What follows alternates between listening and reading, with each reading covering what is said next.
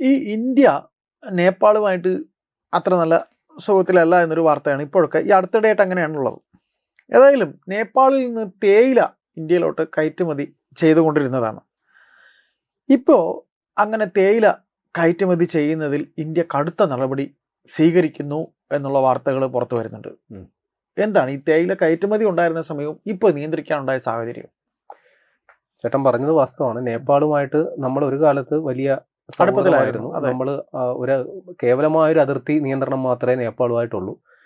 വലിയ വിസ നിയന്ത്രണമോ അങ്ങനെ പ്രശ്നങ്ങളൊന്നും ഇല്ല. രണ്ട് രാജ്യത്തു നിന്ന് അങ്ങോട്ടും ഇങ്ങോട്ടൊക്കെ പോകാനായിട്ട് വലിയ വലിയ സ്വാതന്ത്ര്യമുള്ള രണ്ട് സ്ഥലമാണ്. പക്ഷെ അതൊക്കെ പഴയ കാലമാണ്.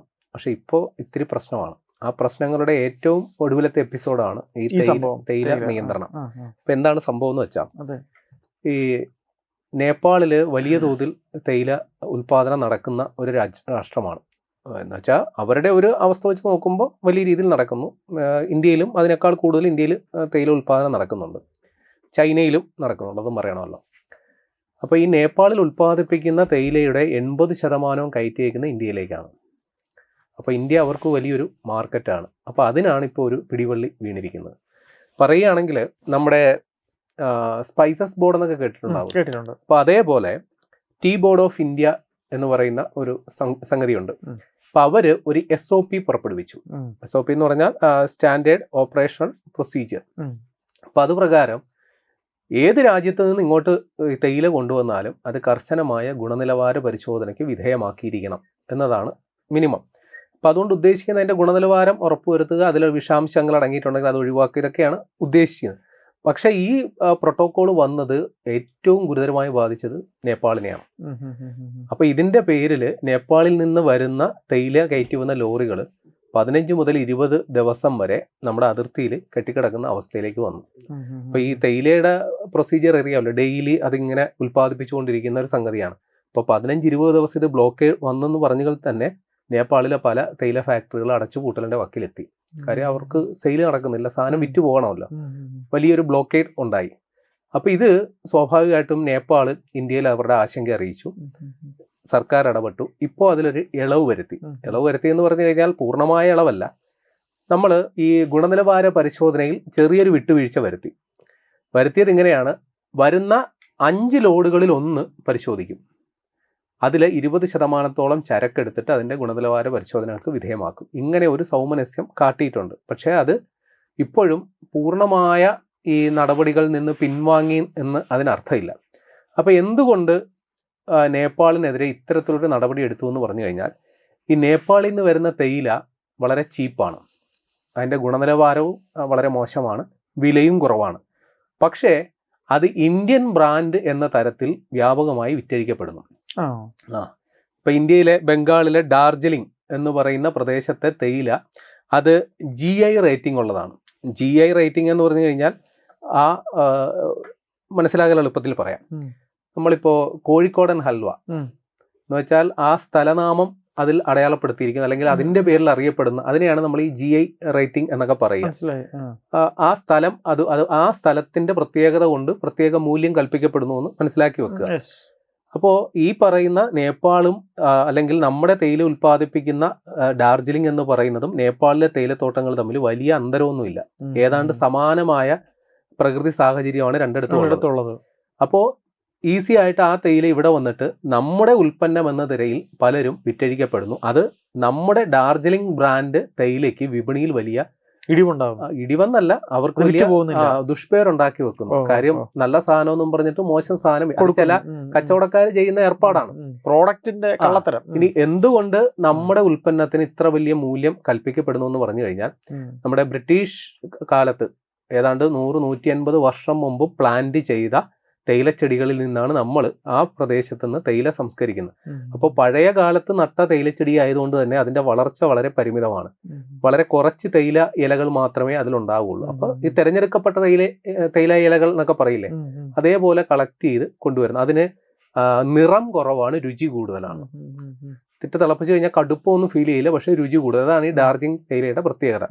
എന്നാൽ ഇതേ സാധനം തന്നെ നേപ്പാളിൽ നിന്ന് 2 ഇനം തേയില വരും. ഒന്ന് ഇലാമെന്നും വരും, പിന്നെ ധാൻകുട്ട എന്ന ഈ 2 വെറൈറ്റിയും വരും. ഇത് രണ്ടും വന്നിട്ട് ഇവിടെ ഈ ഡാർജിലിംഗ് തേയിലയാണെന്ന വ്യാജേന വിറ്റഴിക്കപ്പെടുന്നുണ്ട്. അപ്പൊ ഈ 2 തേയിലയ്ക്കും രുചി ഏതാണ്ടൊക്കെ സെയിം ആണ്, പക്ഷെ കടുപ്പം കൂടുതലാണ്. പിന്നെ ആ തേയിലച്ചെടിക്ക് പരമാവധി 30-40 വർഷത്തെ പഴക്കേ ഉണ്ടായിട്ടുള്ളൂ. അത് ഹൈബ്രിഡ് ആണ്, പെട്ടെന്ന് വളർച്ചയുള്ള സാധനമാണ്. പിന്നെ അതിന് ഈ എന്താ പറയുക, ഈ പച്ച ചൊവ്വയെന്നൊക്കെ പറയില്ലേ, ആ തേയിലയ്ക്ക് അത് ഇത്തിരി കൂടുതലുമാണ്. അപ്പൊ അത് രുചിച്ച് ഇതിനെക്കുറിച്ച് ഗ്രാഹ്യമുള്ളവർക്ക് പെട്ടെന്ന് കാര്യം മനസ്സിലാവും, ഇത് വ്യാജനാണ് അല്ലെങ്കിൽ മറ്റേതാണ് ഒറിജിനൽ എന്ന്. പക്ഷെ സാധാരണക്കാരന് ഈ ബ്രാൻഡ് മാത്രം നോക്കി വാങ്ങുന്നവന് പറ്റിക്കപ്പെടുന്ന സാഹചര്യമുണ്ട്. അപ്പോൾ അത് നമ്മുടെ ഇവിടുത്തെ ഈ തേയില ഫാക്ടറി ഉടമകളും അല്ലെങ്കിൽ കച്ചവടക്കാരും വലിയ രീതിയിൽ സമ്മർദ്ദം ചെലുത്തിയിരുന്നു. അപ്പൊ അതിന്റെയൊക്കെ ഫലമായിട്ടാണ് നമ്മുടെ ടീ ബോർഡ് ഈ തരത്തിലൊരു SOP ഒക്കെ പുറപ്പെടുവിച്ചത്. അതിന്റെ അടിസ്ഥാനത്തിലാണ് വാസ്തവത്തിൽ ബേസിക്കലി ഇതാണ് അടിസ്ഥാന പ്രശ്നം എന്ന് പൊതുവിൽ നമുക്ക് പറഞ്ഞു വെക്കാം. പക്ഷെ ഇതിനപ്പുറം ചില സംഗതികൾ കൂടിയുണ്ട്. കാരണം 2 രാഷ്ട്രങ്ങളും തമ്മിലുള്ള സമീപകാല ചില പ്രശ്നങ്ങൾ ഇതിന്റെ പിന്നിൽ പ്രവർത്തിക്കുന്നു എന്നുള്ളത് മനസ്സിലാക്കണം. കാരണം 2 രാജ്യങ്ങളും തമ്മിൽ നല്ല സൗഹൃദത്തിലുള്ളപ്പോൾ തന്നെ 2020 ഒരു പ്രശ്നം ഉണ്ടായി. അതായത് നമ്മുടെ ഉത്തരാഖണ്ഡ് സംസ്ഥാനത്തിന്റെ ഭാഗമായ ലിംബിയാധുര, കാലാപാനി, ലിപുലേഖ് ഈ 3 പ്രദേശങ്ങളും ഞങ്ങളുടേതാണ് എന്ന് അവകാശപ്പെട്ടുകൊണ്ട് നേപ്പാൾ രംഗത്തെത്തി. എന്നിട്ട് ആ പ്രദേശങ്ങൾ ഉൾപ്പെടുത്തിക്കൊണ്ട് അവരൊരു ഭൂപടം പുറത്തിറക്കി. അത് മാത്രമല്ല, അതിന് പിന്നാലെ ഈ പ്രദേശങ്ങൾ ഞങ്ങളുടേതാണെന്ന് അവകാശപ്പെട്ടുന്ന പുതിയ ഭൂപടം അച്ചടിച്ചുകൊണ്ട് 100 രൂപയുടെ കറൻസിയും അവരിറക്കി. അപ്പൊ അതിൽ ഇന്ത്യ വലിയ എതിർപ്പ് അറിയിച്ച ഒരു സംഗതിയാണ്. കാരണം ഇത് ഇന്ത്യയുടെ ഭാഗമാണെന്നാണ് നമ്മൾ അവകാശപ്പെടുന്നത്. അതിൻ്റെ ഈ ഒരു തർക്കമുണ്ടാകാൻ കാരണം ഈ ബ്രിട്ടീഷ് കാലത്ത് ഒരു കരാറുണ്ടായി. അത് സുകാളി സന്ധി എന്നാണ് 1816 എഴുതപ്പെട്ട ഒരു കരാറാണ്. ബ്രിട്ടീഷ് ഭരണകാലത്ത് എഴുതപ്പെട്ട ഒരു കരാറാണ്. അപ്പൊ ഇത് പ്രകാരം കാളി നദി എന്ന് പറയുന്ന ഒരു നദി, അതാണ് ഈ 2 രാജ്യങ്ങളുടെയും അതിർത്തി ആയിട്ട് നിശ്ചയിച്ചത്.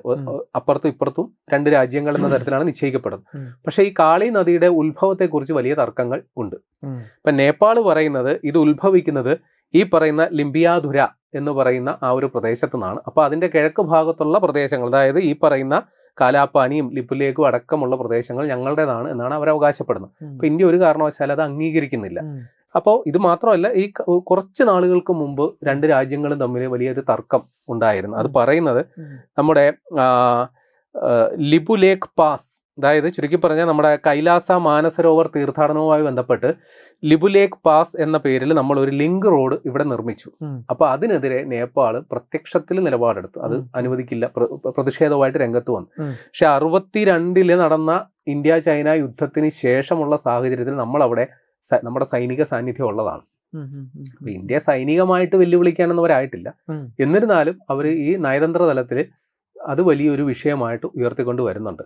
ഇത് കൂടാതെ നമ്മുടെ അതിർത്തി പ്രദേശങ്ങളൊക്കെ ഉണ്ടല്ലോ, കുറച്ച് നാൾ മുമ്പ് ഈ നേപ്പാളിൽ നിന്ന് ഇങ്ങോട്ടേക്ക് ഭീകരവാദ നുഴഞ്ഞുകയറ്റം ഉണ്ടാകാൻ സാധ്യതയുണ്ടെന്ന തരത്തിൽ ചില ഇന്റലിജൻസ് റിപ്പോർട്ടുകൾ, അത് നേപ്പാൾ വിചാരിച്ചിട്ടല്ല, പാകിസ്ഥാൻ ആസ്ഥാനമായിട്ടുള്ള തീവ്രവാദ സംഘടനകളെല്ലാം ഒന്നെങ്കിൽ നേപ്പാൾ അല്ലെങ്കിൽ ബംഗ്ലാദേശ് അവിടെയൊക്കെ താവളം ഉറപ്പിച്ച് അവരുടെ ഒരു ലോഞ്ചിങ് പാഡായിട്ട് ഇത് ഉപയോഗിക്കും എന്ന തരത്തിൽ ചില ആശങ്കകൾ. അപ്പൊ ഇന്ത്യ ഇക്കാര്യത്തിൽ ഇപ്പോ മുൻകാലങ്ങളിൽ ഈ വളരെ തുറന്നു കിടന്ന ഒരു പ്രശ്നമാണെങ്കിൽ ഇപ്പോൾ അതല്ല.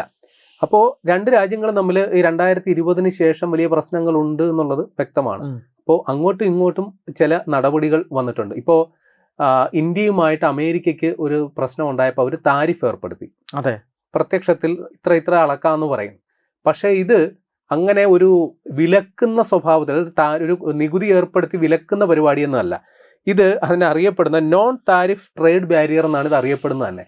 അങ്ങനെ പ്രത്യക്ഷത്തിൽ നമ്മളൊരു നികുതി ഏർപ്പെടുത്തി ഉള്ള പരിപാടിയൊന്നും അല്ല.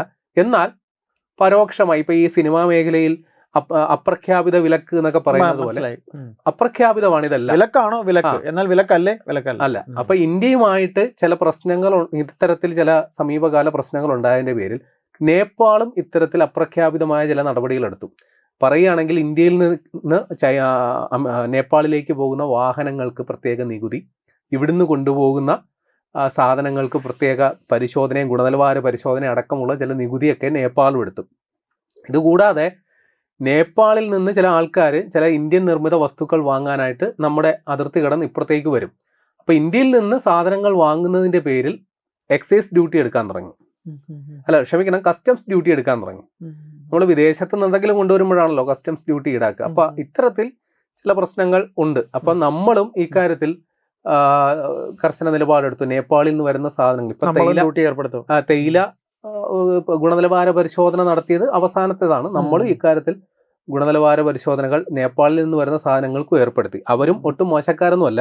ഇപ്പൊ ഇന്ത്യയിൽ നിന്നുള്ള പഴവർഗ്ഗങ്ങൾ അല്ലെങ്കിൽ അതേപോലെയുള്ള സാധനങ്ങൾക്ക് അവരും ഇതേപോലെ ഗുണനിലവാര പരിശോധന നേപ്പാളും ഏർപ്പെടുത്തി. മറ്റൊരു സംഗതി ഉണ്ടായത് അത് ഒരു കുറച്ച് നാൾ മുമ്പാണ്.